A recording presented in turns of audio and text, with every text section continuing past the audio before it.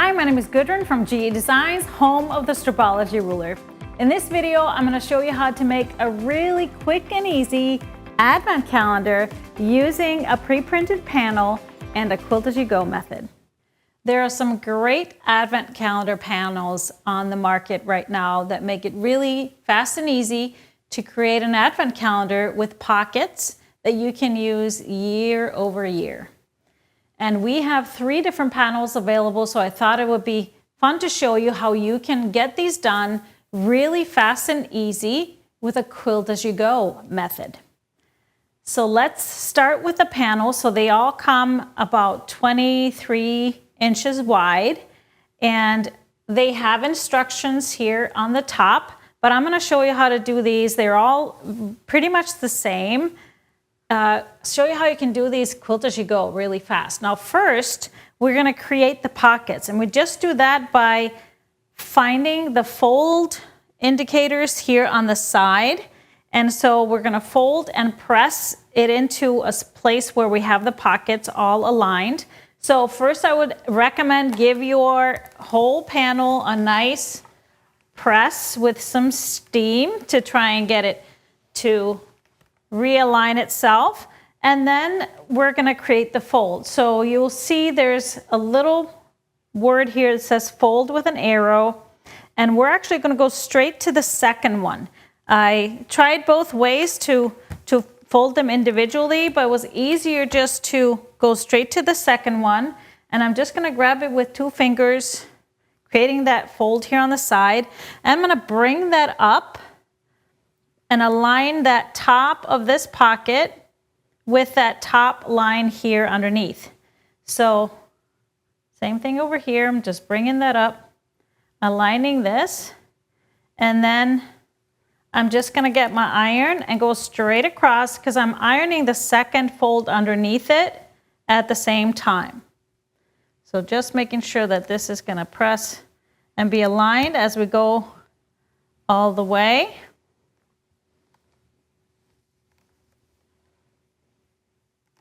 And if you want, this is going to get a little bit crisper press if you use steam. Now, once you have this first one folded, I want to make sure to pin it through just the fabric layers. One in the middle and then one on each side. And I'm also making sure as I fold it that the lines on the side are going to be continuous, in case you want to have them a part of your quilt. So that was the first, and now we go to the second one. Again, it's the same thing. We take that fold line, bring that up to the lines above it to create that pocket. So our pockets will be here, but we have to stitch them down. So once you do that and you follow this all the way down, this is the Scandi one, and so it'll have 4 rows of pockets. All of these will have 4 rows of pockets. The fun part is that it doesn't have, the numberings are all random, so it's really fun to follow. So this is how this one would look once it's sewn. They both all end up about 22, 23 inches, almost square. But once you are done pressing this, I'm going to show you this other one that I have already prepped. I've done all of the pressing. Here's this other one. This is Jolly St. Nick Advent from Quilting, UK. Has a little bit of gold metallic in it. Very classic, traditional, fun, almost like a vintage image here on the top. But as you can see, I have all of my pockets folded up and pinned. And so then what I did is I got myself a little fusible batting that I cut a little bit bigger than the whole piece. And then I fused my backing to it with this really adorable print that comes with the collection, Jolly St. Nick Merry Magic.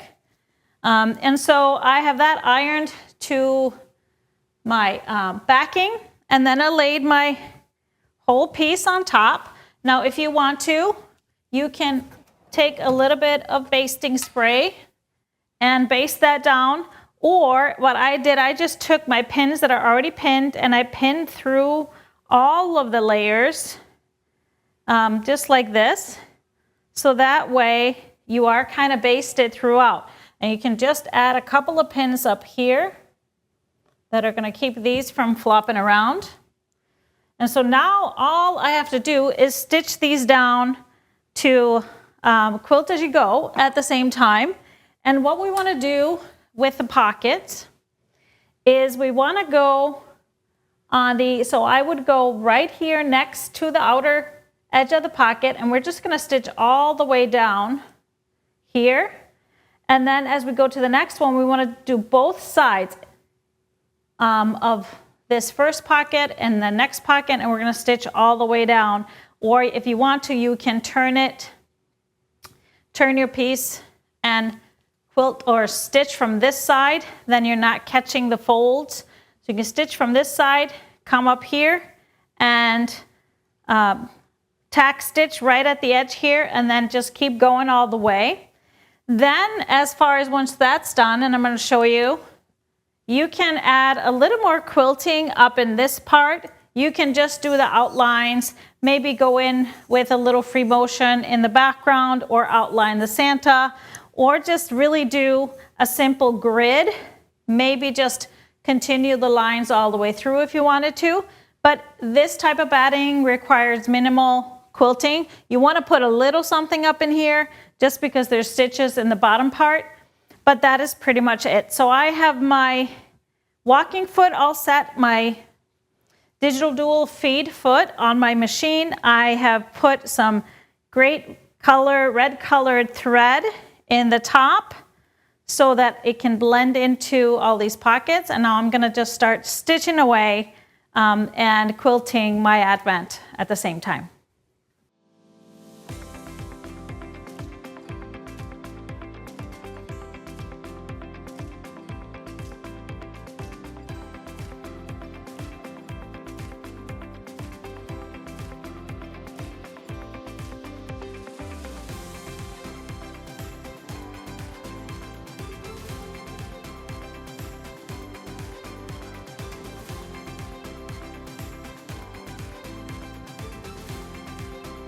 Now I finished all my stitching and I'm ready to just trim it up, get ready for binding. So I'm going to use my XL ruler.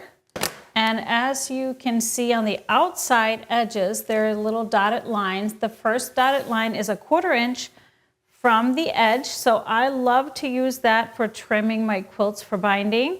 So I usually do a little bit over 1/4 inch from the edge when I do my binding, so just like 1/4 1/8, so I can line that line up exactly where I want my binding to hit. I'm going to use this fun print here, sparkle red, for my binding. And so this just makes it really easy to straighten things out that way. I can do one side at a time and making sure that I have plenty of space to add my binding and it's not going to be too big or too small.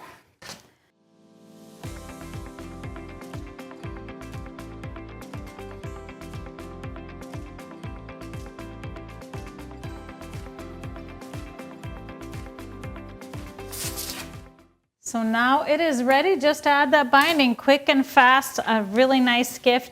The only quilting I added up here is just, I went with a very fine